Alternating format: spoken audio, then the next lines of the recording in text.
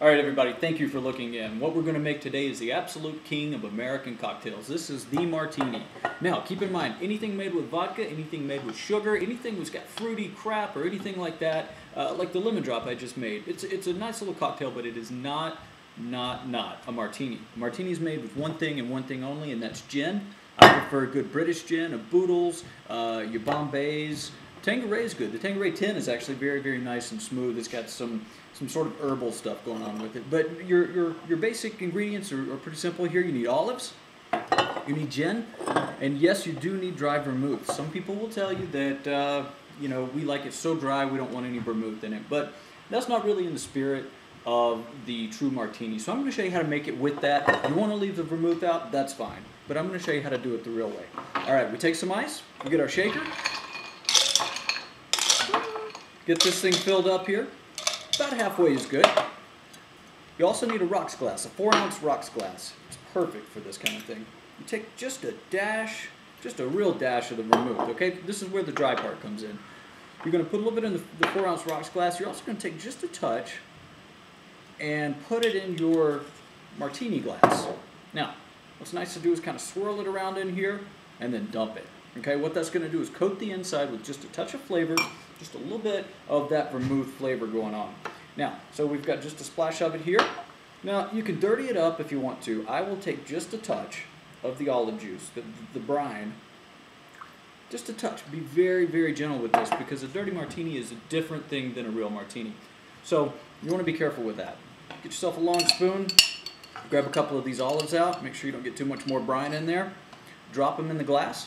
Okay, what you're going to do now is take this, it's your little concoction of brine and dry vermouth, dump it in your shaker. Okay, next thing you do, you take your gin, right here.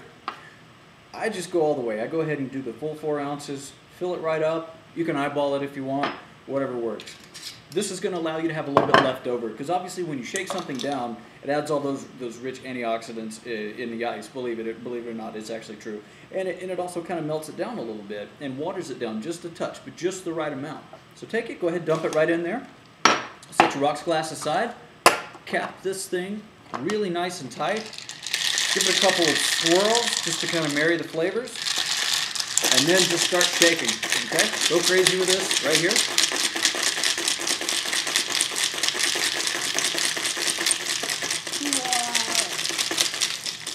You cannot overshake a martini. I mean, you probably could, but you really can't overshake it if you stay within reason here. 50, 60 shakes is about ideal.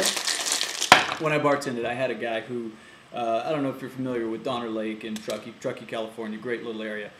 He used to say, make the top of my martini look like Donner Lake in the winter. And that's kind of a cool little way to think about it. If you think about an iced over lake in the winter, that's what you're going to get when you shake it up nicely, okay? Uncap it. Go ahead, kind of just swirl it in there. Let it go. Now you'll see I've used a little bit smaller glass, and there's sort of a method to this madness. The martini is meant to be drunk very, very quickly. You don't sort of sip it over the course of a couple of hours. So what you want to do here is take your leftovers, take your 4-ounce rocks glass, just drop that in there right there, let it kind of sit, shake it out. Good to go here. You take this part, you throw this in the fridge, and so that when you get down to the end of this, you've got a little bit extra. Keep in mind, this is pretty much a pure alcohol experience.